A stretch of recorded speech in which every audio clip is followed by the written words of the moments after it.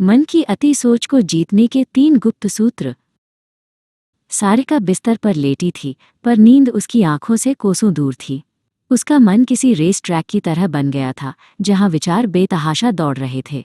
क्या मेरा मन हमेशा ऐसे ही दौड़ता रहेगा? उसने अंधेरे में फुसफुसाया।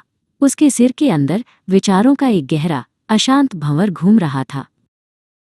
अगली सुबह वो अपनी बेचैनी को और सहन नहीं कर पाई। उसने पास के आश्रम में रहने वाले एक शांत और ज्ञानी गुरु शांतनु बाबाजी के बारे में सुना था।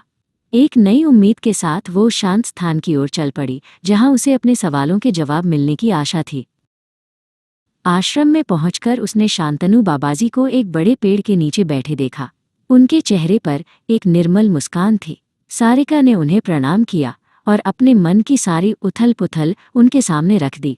बाबाजी ने शांति से उसकी सारी बातें सुनी।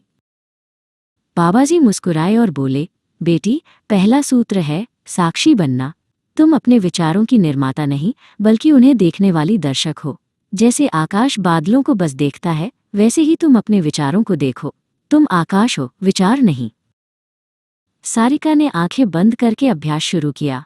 उसके मन में चिंता के काले बादल उमड़ने लगे। भविष्य का डर, अतीत का पछतावा।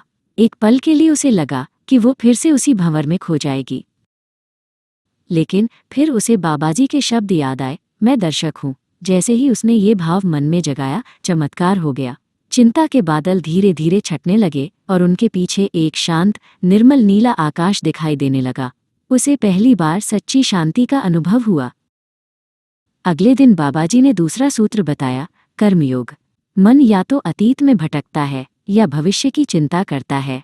जब भी ऐसा हो, उसे वर्तमान के किसी छोटे से काम में लगा दो। उसी शाम जब विचार फिर से दौड़ने लगे तो सारिका उठी और बर्तन धोने लगी। पानी की आवाज़ और हाथों के काम ने उसके मन को शांत कर दिया। बाबाजी ने अंतिम सूत्र दिया, विपरीत भावना अति सोच का मूल डर है।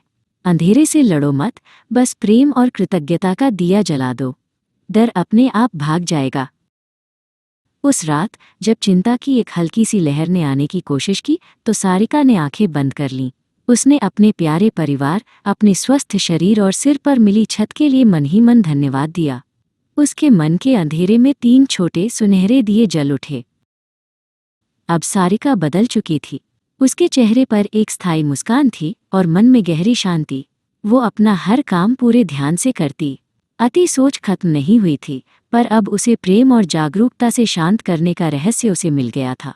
शांतनु बाबाजी के 3 सूत्र सारिका के लिए जीवन का इटर्नल ग्रेस फ्लो बन गए थे।